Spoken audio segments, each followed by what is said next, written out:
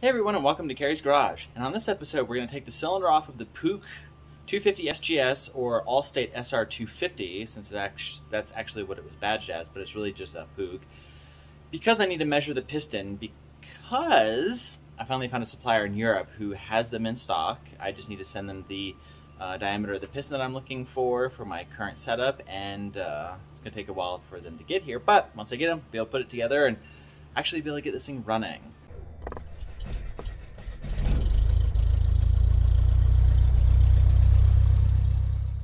Let me start off by saying I'm really sorry for the lack of posting any videos over the past couple of months, really. I've been just dealing with a lot of stuff, and it's been very hard to be motivated and film and get projects done, and it's been a bit trying for me. But I'm getting back in the saddle a bit, trying to get some projects done, and I'm going to start filming them and getting them back out there for you guys to enjoy. And yeah, that's pretty much where it's at. So let's go ahead and get started. And a quick reminder before we get started on this video, if you watch any of my videos, like my content, please make sure to subscribe, hit the button down below, hit the bell so you can get notifications, and let's keep building the channel. We're getting a bit closer to being able to get to that monetization point, but just need your guys' help. So here's the Puch. I'll put a link in the video description down below to the first video I did of it. We won't talk about huge detail, but we'll be able to take a look inside the engine and be able to get one of the pistons off. But this is a 250cc twin piston single cylinder. So it uses two pistons for one combustion chamber. You'll see when I take the head off here shortly. It's been sitting for a very, very, very long time.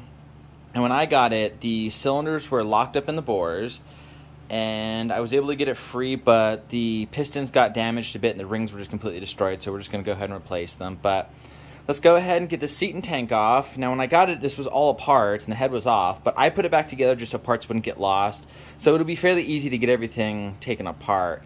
Let me go ahead and put you guys on a tripod and let's go ahead and get down into it. So I've got some plastic bags to be able to keep track of all the fasteners so nothing gets lost. We'll go ahead and get the seat off, the tank off, and we'll be able to see the cylinder head and be able to pop that off.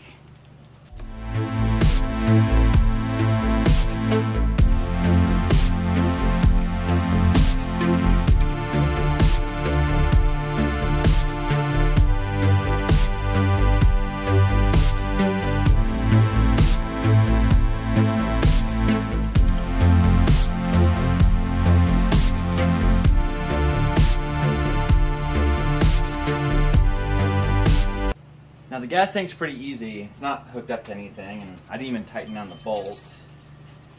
Go ahead and take that off, and then should just lift right up, come off just like that. Now what we'll go ahead and do is just put this guy back so, again, we don't lose it.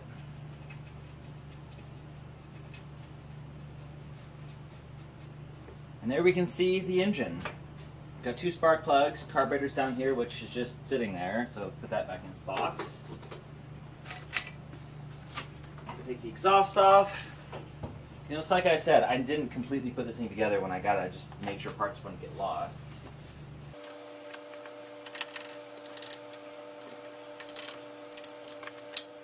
Now what I need to do, I don't actually have the correct socket because these are very odd square bolts, but let me go ahead and get something to get those off.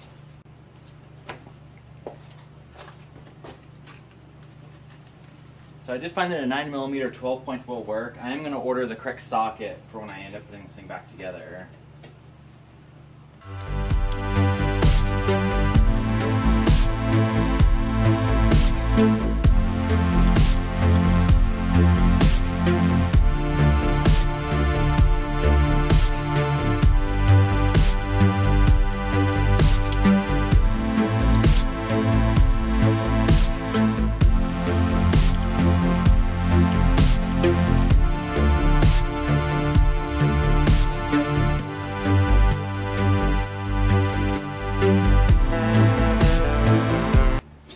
So there we go, we went ahead and got the head off of it. That's what the inside of it looks like. Something interesting I just discovered, if you look at the spark plugs, they say Allstate. These are original. Like I say, this bike only has 246 miles on it, but it's been sitting for a very, very long time. So if we get down into it, you can see, here's the cylinders, but it's a common combustion chamber. So if I go ahead and kick it over, because I did free up the engine a long time ago, you can see, front piston, back piston, these divot marks were from me getting it free. It was very, very stuck. Then it goes down, comes up.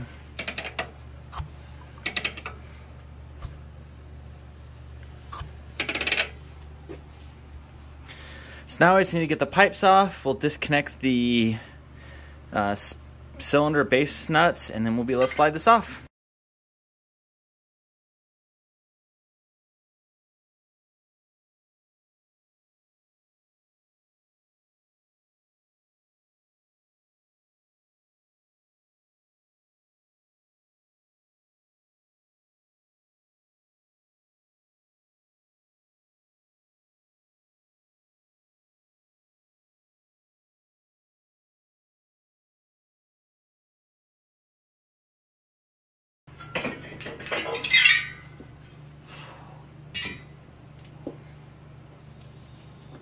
Well, that was quite more of a chore than I remember. But there it is. Cylinder's off. There's the pistons. I can pull one off and finally measure it. Well, there we go. I got one piston off. That's this thing right here. See, it had some damage on the top from me getting it out, and then the rings were so stuck that I tried to clean them because I would have just filed this down, but it snapped a couple of rings, so I decided that it was time to replace them. What I'll go ahead and do is make an item parts list for everything I need for gaskets and some hoses, the pistons, and I'll have to order them out of Europe, and when they eventually get here, we'll get it all cleaned up, put it back together, and be able to hear this thing run for the first time in over 50 years. It'll be kind of really neat. Well, there we go. Got the piston out so I can go measure it and get them ordered up and kind of, you know, wait for the parts as usual. Anyways, thanks so much for watching. I really appreciate it, and I'll catch you on the next episode.